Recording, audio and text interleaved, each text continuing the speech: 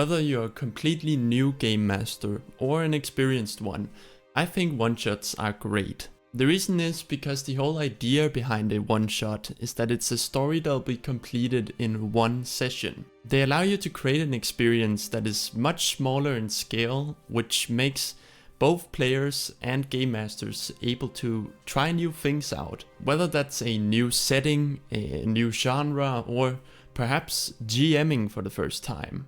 It's also a great way to introduce new people who haven't played the game before, without making them feel like they're signing up for a year-long campaign. If you can't tell already, I'm a pretty big fan of one-shots. I've ran a handful of one-shots by now, all fully written by me, and I've learned a few things along the way that I'd like to share with you in this video. So, I've broken down the most important steps when it comes to creating a one-shot, and I'll share my advice as we go for each step. So, let's jump into it.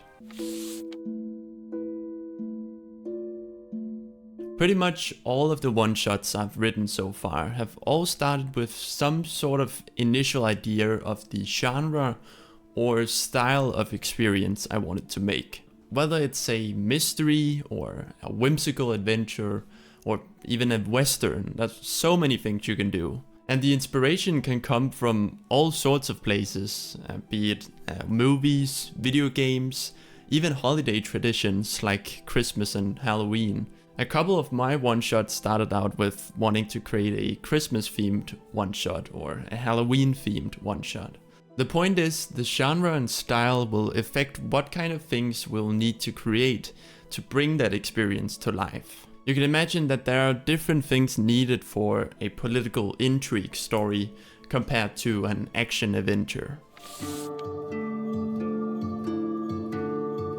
Another thing that you'll decide pretty early on with your one-shot is whether it'll be what I like to call character-driven or quest-driven. Now, what's the difference between the two? A character-driven one-shot means that the quest is built around the player's characters and their current goals and motivations. The player characters are the starting off point for the one-shot, meaning that it's also a requirement that your players create their characters pretty early on in the writing process. The pros of a character-driven one-shot is that it's much more personalized and it's typically also more narratively satisfying because you get some stories that are much more character-driven. You could say that one of the cons is that it requires players to have an existing idea for characters, which is not always the case for all players, but it's definitely harder to adapt to other groups. So if you're intending to create a one-shot that can be used for multiple groups or played multiple times, you might not want to do a character-driven one. Now, what about quest-driven? For quest-driven one-shots, the quest isn't unique to the player's characters, but rather a more general problem that many types of characters could solve. The quest itself is the starting off point for the one-shot, and the players build their characters around this rather than the other way around, if that makes sense. The pros of this is that it's a lot easier to create in a lot of ways, and it's reusable for other groups. Most pre-written one-shots or adventures fall into the quest-driven category. It's also easier for a lot of players to join in because it doesn't require them to create a character with complex motivations or goals, so it's much simpler in that way. The cons, however, are that it's typically less narratively satisfying because it doesn't have that same impact as character-driven can have, and it's much less personalized. That just kind of comes with the fact that it's a more generic adventure. In a way, you could say that character-driven one-shots are more movie-like in feel, while the quest-driven one-shots are a little more video gamey. Pretty much all stories are about characters facing problems, and the adventure is the characters going through and either solving that problem or not solving it. Deciding whether you're going to create a one-shot that's character-driven or quest-driven will determine where that problem originates. If it's a character-driven one-shot, then you find the problem in the characters' descriptions or their backstory. A player wrote something about a missing brother, well, then you can center the one-shot around looking for that or searching for that brother. Whereas if it's quest driven, then you can have your problem be whatever you imagine, really. For example, one of my one-shots was centered around a dark corruption spreading from a forest and twisting its plants and animals. Another example is Baldur's Gate 3, where the players are infected by a mind flayer tadpole that will turn them into mind flayers if enough time passes. Those two are examples of more quest-driven problems where a multitude of characters could be faced with it. For one-shots, I recommend keeping your problems on the smaller scale, because remember, we only have one session to complete it. I like to have a vague outline for the one-shot that I usually split into 3 acts.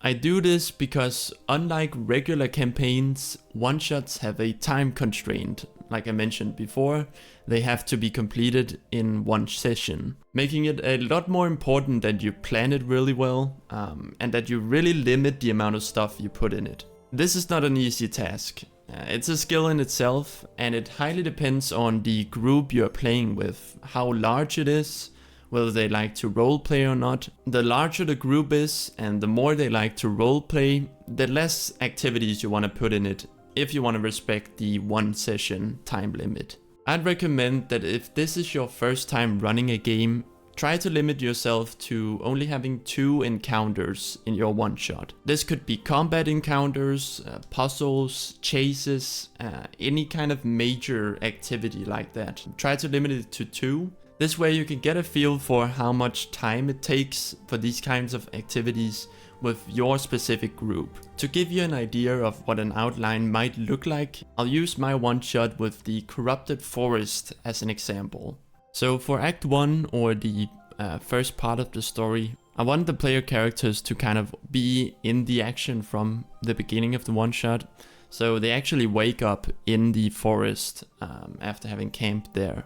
They notice kind of the now twisted surroundings. And that's where I also put my first combat encounter against some corrupted creatures, so they could further experience kind of the effect of this corruption. After this has all happened, the players are kind of exhausted because they were woken up in the middle of the night, and this place is now pretty dangerous.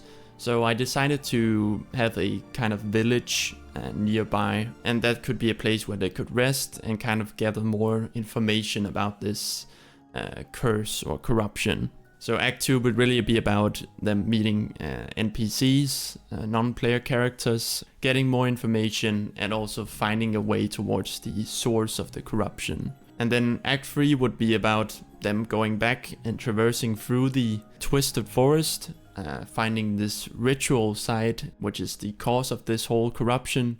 And that's where I put a boss encounter against an undead monster. Very original. So that's an example of what an outline might look like, where you can get an idea of how the story flows from one part to the next. I think it's a really useful tool personally for me when I create one-shots, because we have that time constraint. So it's extra important to really trim things down and have an idea of where things are heading. Now it's all about taking the things from the outline and fleshing it out. For example, your locations. What do they look like? What sticks out about the sounds and smells there? This will help a lot with bringing these locations to life for your players at the table when you're actually playing. You can put the same amount of detail into your NPCs as well. What do they look like? Anything that sticks out about their appearance? What about their personality? If you want to, you can pretty quickly bring an NPC to life just by giving them a few personality traits. I'll put a link in the description to a list of traits that's pretty useful, where you can just pick a few from that you think might fit to your NPC. As for combat encounters, you want to aim for them to be balanced, which is not an easy task, especially if you are new to this. What I'd recommend if you're playing something like Dungeons & Dragons is using the encounter builder on D&D Beyond. Set your players' levels and add in the kind of enemies you want. I recommend trying to push your encounter to hard or deadly, especially if you only have 1 or 2 encounters in your one-shot. One of the most important things for me when I create a one-shot or any kind of storytelling is music. I use it a lot while I'm creating the one-shot to inspire scenes and locations, and sometimes a piece of music is what inspires the whole idea for a one-shot. Having background music that fits the feel of the scenes while playing makes a huge difference. If you want to try it out for yourself, I'll give you some recommendations for where I get my music. Most of the music that I use in my games just comes from different pieces I find on YouTube. You can look for soundtracks for movies and games that you like and choose music from those, as long as you're not streaming or uploading your home games anywhere. Also, a lot of the music that I use comes from a site called Epidemic Sound, which is a paid service, but it has a lot of different types of music. That might be an option if you're planning on streaming your games or uploading them, because those you can actually use if you pay for it. I like it a lot as well because the music on there isn't already associated with an existing IP, so it feels a lot more unique to your game, which I think is pretty cool. If you're interested in checking it out, you can use my referral link in the description and get a 7-day free trial, where you can check out the playlist that I've put together for fantasy RPGs, if that's your thing. And hey, if you decide to pay for it yourself, then you'll support me as well, so thank you for that. Alright, I know this was a lot of information to take in. I hope it helps you out and that you enjoy creating your own one-shots and have fun with it as well. With that said, I hope you have a great day or night, and may the dice roll in your favor.